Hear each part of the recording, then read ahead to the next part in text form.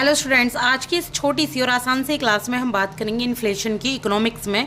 तो देखिए, इन्फ्लेशन क्या होता है। इन्फ्लेशन होता है जब किसी भी गुड्स में या सर्विसेज में परसिस्टेंट राइज होता है, यानी कि लगातार प्राइस बढ़ते रहते हैं। अब ऐसा नहीं कि एक दिन बढ़ गए, एक महीने नहीं बढ़े तो उसको इन्फ्लेशन कहेंगे, नहीं। ये एक बास्केट होती है गुड्स की। बास्केट मतलब जो भी कंज्यूमर को डेली यूज़ आने वाले प्रोडक्ट्स होते हैं, नीड्स के प्रोडक्ट्स होते हैं, जब उनके प्राइस राइज होते रहते हैं उसको कहते हैं इन्फ्लेशन। जैसे क्लोथिंग में, फ्यूल में, ट्रांसपोर्ट में। ये क्या करते हैं, इससे हमारी जो कॉस्ट ऑफ लिविंग होती है ये हाई हो जाती है।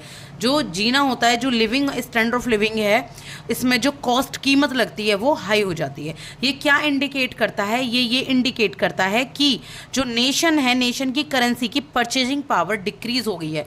कैसे डिक्रीज हो गई है? 100 रुपये के नोट से जहां आप 1 किलो सेब खरीद पाते थे 2022 में, अब वहीं आप 150 रुपये से 2025 में ये सेब खरीद पा रहे हैं। ठीक है, तो आपको 50 का नोट और चाहिए, तो आपकी जो नेशनल करेंसी है वो डिक्रीज हो रही है।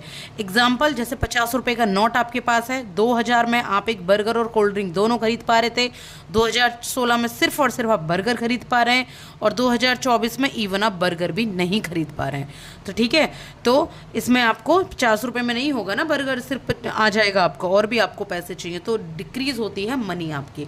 अब मेज़र क्या है इन्फ्लेशन की बात करें तो स्टेप 1 है पहला क्या है कि एक बास्केट होती है जो कॉमनली परचेज गुड्स और सर्विसेज की होती है।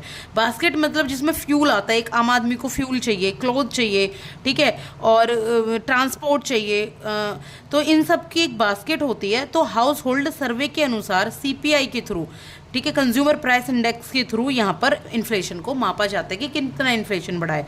दूसरा स्टेप होता है कि जो कॉस्ट ऑफ बास्केट है वो बेस ईयर के हिसाब से कितनी बढ़ गई है, यानी कि 2012 हमारा बेस ईयर चल रहा है तो उसके हिसाब से कितनी बढ़ गई है। अब पहले 1500 रुपये में आप सारा सामान खरीद लेते थे, अब यही सामान आपका 10,000 में आ रहा है या 5,000 में आ रहा है, तो इससे आप मेज़र कर सकते हैं इन्फ्लेशन को। तीसरा क्या है कि ओवर टाइम आप देखें कि जो हमारी कॉस्ट ऑफ परचेजिंग पावर है साल दर साल कितनी बढ़ती जा रही है, तो इन्फ्लेशन को मेज़र कर सकते हैं। चौथा स्टेप क्या है कि हम ये देखें कि हमारी जो सीपीआई है, कंज्यूमर प्राइस इंडेक्स का जो परसेंटेज है वो कितनी चेंज हो रही है, तो वो हम देख सकते हैं। ठीक है, जैसे 100 रुपये का बेस ईयर आता था तो यहाँ पे 2024 में 150 रुपये, 100 रुपये का बेस ईयर में सामान आता था, 2024 में 150 रुपये का आता है, तो 50% का चेंज आ रहा है।